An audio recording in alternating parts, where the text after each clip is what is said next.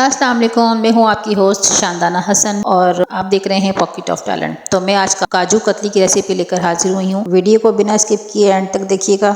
यहाँ पर मैं 200 ग्राम काजू इस्तेमाल कर रही हूँ। सबसे पहले मैं इसको धो लूँगी 2 से 3 मरतबा, पानी से ड्रेन आउट कर लूँगी और उसके बाद मैं इसका बहुत फाइनली पेस्ट बनाऊँगी। आप चाहें तो खुश्क ब्लेंडर में काजू को पीस कर भी रेसिपी बना सकते हैं। यहाँ पर मैं 3/4 कप दूध ऐड करूँगी, उसका अच्छे से मैं इसका पेस्ट बना लूँगी। फिर एक पैन लीजिए, उसमें मैं अपना पेस्ट शामिल कर रही हूँ और इसको मैं हल्की आंच में पकाना है। तेज़ आंच में बिल्कुल नहीं पकाइएगा, इसके जलने का खतरा होता है। इसकी स्मेल पूरी हमारी रेसिपी को ख़राब कर देगी, तो इसलिए मेक श्योर कीजिएगा कि इसकी जो आंच है ये हल्की ही हो। इसके बाद 1/4 कप आइसिंग शुगर ऐड की है, इसको भी मैं अच्छे से मिक्स कर लूँगी। इसमें भी आपने हल्की आंच ही रखनी है, मुस्तकिल चम्मच चलाते रहना है। और यहाँ पर मैं आधा कप खुश्क दूध इस्तेमाल कर रही हूँ। आप किसी भी ब्रांड का इस्तेमाल कर सकते हैं और ये बिल्कुल ऑप्शनल है, आप चाहें तो सूखा दूध स्किप भी कर सकते हैं। और तकरीबन इसको आपने 8 से 10 मिनट तक खूब भुनाई करनी है, यहाँ तक कि जब ये पूरा हलवा पैन ना छोड़ने लग जाए। यहाँ आप देख सकते हैं सारा बैटर मेरा कंबाइन हो गया है, पैन मेरा छोड़ दिया है। अब यहाँ फिलिंग मैंने ऑफ कर दी है। पैन को ग्रीस कर लीजिएगा, किसी भी शेप में आप इसको डाल सकते हैं। मैं अपने स्पैचुला को यहाँ ग्रीस कर लूँगी ताकि इवनली मैं इसको स्प्रेड कर सकूँ।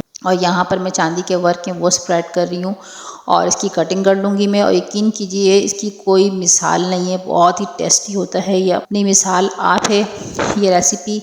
और ये मैं साथ साथ ग्रीस करती जा रही हूँ क्योंकि अभी ये स्टेबल नहीं हुआ है। इसको आप 1 से 2 घंटे के लिए फ्रिज में रखिएगा, उसके बाद इसको सर्व कीजिएगा। फ्रिज से निकालने के बाद मैं दोबारा से चांदी के वर्क जो रिमेनिंग थे वो भी मैं इसके ऊपर चिपका रही हूँ और उसके बाद मैं सर्व कर रही हूँ। यकीन कीजिए टेस्ट में टू मच, ये नेक्स्ट लेवल है।